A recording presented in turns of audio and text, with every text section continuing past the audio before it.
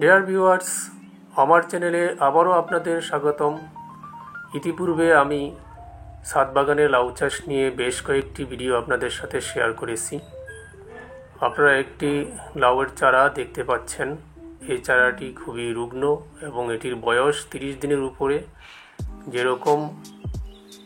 30 দিনে যেরকম বড় হওয়া প্রয়োজন, চারাটি কিন্তু সেরকম বড় হয়নি।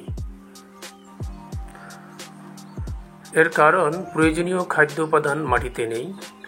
এজন্য মাটিতে আমি কয়েক দানা টিএসপি, ইউরিয়া এবং ডিএপি সার মিশ্রিত করে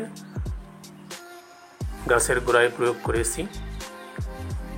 তো আমি ভিডিওটা পরে করেছি। সারগুলি যখন প্রয়োগ করেছি তখন ভিডিও করতে পারিনি।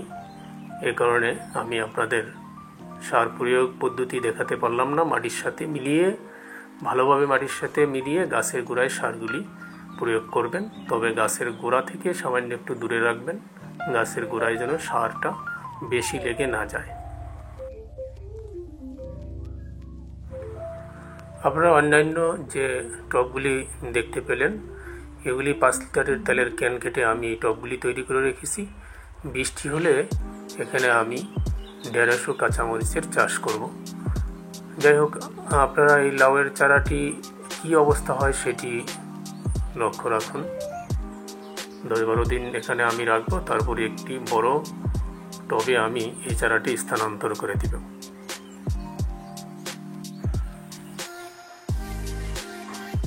দশ দিন পর লক্ষ্য করুন, গাছটি কিন্তু অনেকটাই বড় হয়েছে। এটি এখন আর লাউয়ের চারা নেই, অনেকটাই গাছে পরিণত হয়েছে। তো আরেকটি বাঁশের স্টিক আমি মাটিতে পুঁতে দিয়েছি, যাতে গাছটি সোজা থাকতে পারে, না হলে গাছটি মাটিতে পড়ে যেতে পারে। এত ছোটো টবে গাছ থেকে ফুল ফল উৎপাদন সম্ভব নয়। তাই এখন গাছটিকে আমি একটি বড় টবে স্থানান্তর করে দিচ্ছি। এত বড় লাউয়ের চারা স্থানান্তর করা খুবই কঠিন ব্যাপার এবং খুবই ঝুঁকিপূর্ণ, কারণ ছোট লাউয়ের চারা স্থানান্তর করেও শতভাগ বাঁচানো যায় না। শতভাগ লাউয়ের চারা স্থানান্তর করে কখনই বাঁচানো যায় না। তবে এই চারাটিকে আমাকে স্থানান্তর করতে হবে, যদিও ঝুঁকি রয়েছে, কারণ যে ছোট টবটিতে লাউয়ের চারা আমি লাগিয়েছি, এখানে জাস্ট পরীক্ষামূলকভাবে লাগিয়েছিলাম যে এই চারাটি আসলে বড় করা যায় কিনা।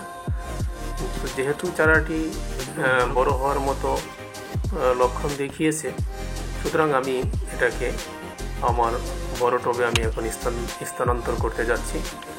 যদিও এই চারাটি স্থানান্তর করা খুবই ঝুঁকিপূর্ণ, এই ধরনের চারা স্থানান্তর করে গাছ বাঁচানো বা চারা বাঁচানো খুবই কঠিন ব্যাপার, কারণ এটি এখন আর চারা নয়, এটি একটি গাছে পরিণত হয়েছে যার বয়স 40-42 দিন।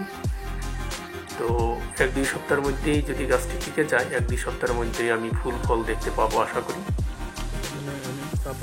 আপনারা দেখুন স্থানান্তর প্রক্রিয়াটি।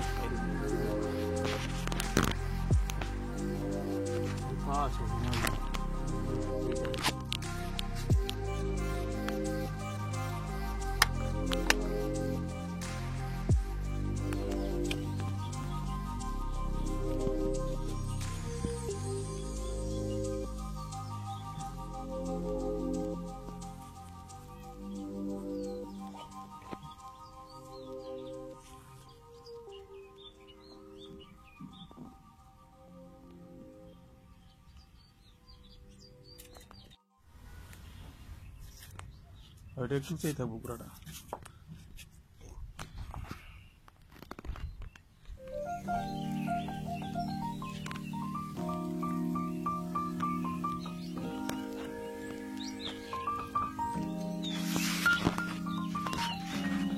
লাই দিতে পারবা এটা টান দিয়া?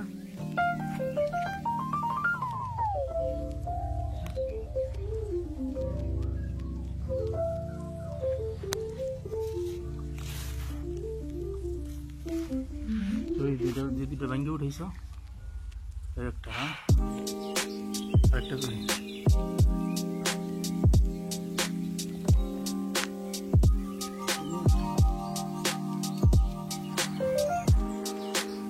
চারাটির স্থানান্তর সুসম্পন্ন হয়েছে। রঙের যে ছোট বালতিতে চারাটি ছিল, রঙের বালতিটি কেটে তুলে রাখা হয়েছে।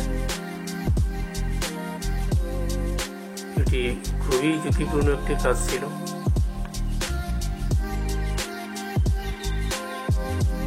এখনো কিছুটা ঝুঁকি রয়েছে, এখনো নিশ্চিত নই যে গাছটা টিকে যাবে কিনা। যে শিকড়গুলি বেরিয়ে এসেছে ঝুরঝুরে মাটি দিয়ে, সেগুলি ঢেকে দিয়ে ছিটিয়ে পানি দিয়ে দিব।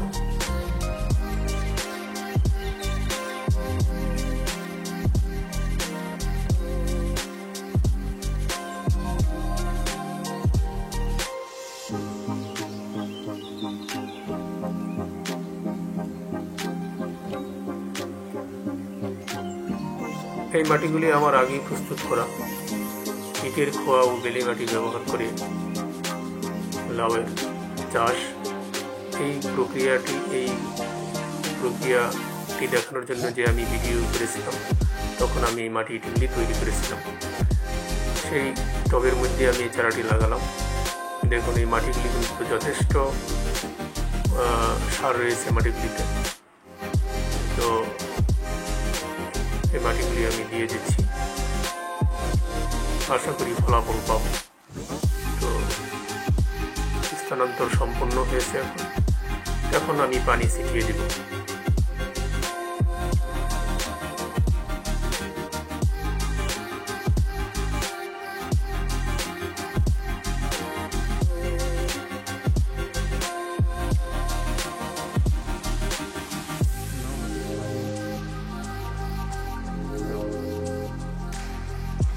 পানি খুব বেশি ঢালবেন না, আস্তে ধীরে করে পানি ছিটিয়ে দিতে হবে।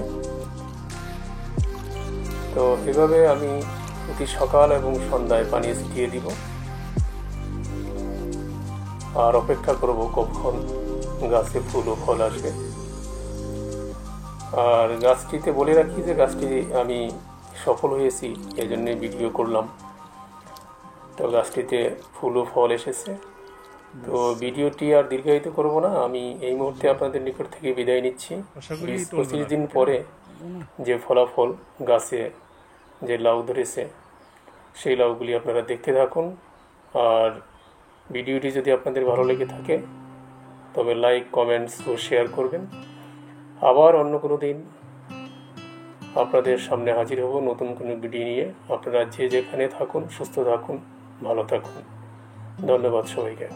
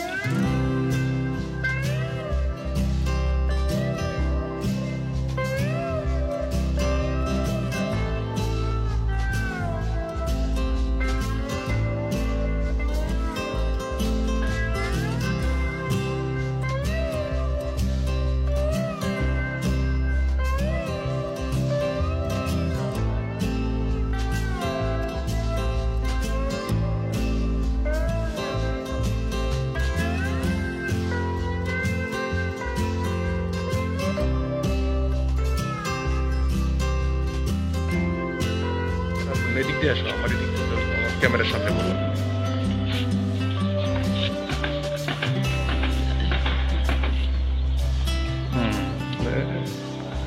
নয় রাখো, দেখি একটু কাছ থেকে দেখাই। জাম্বুলাও সাইডে, শাক বাগানে জাম্বুলাও।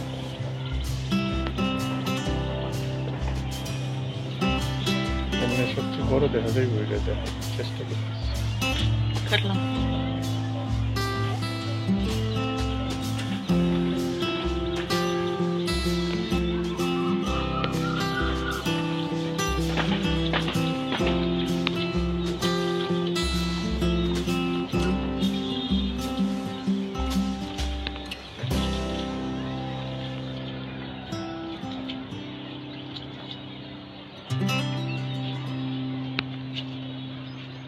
আসলে এটা একটা জাম্বুলা। এখন কাটো, নিশ্চয়ই হাত দিয়ে দিলে উপর থেকে কাটো, একদম উপর থেকে এটা দিয়ে।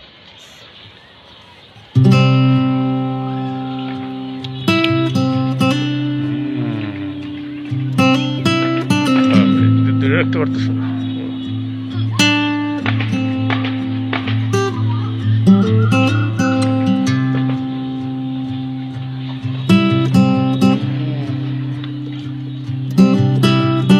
মানে 5 কেজি কমাবো না।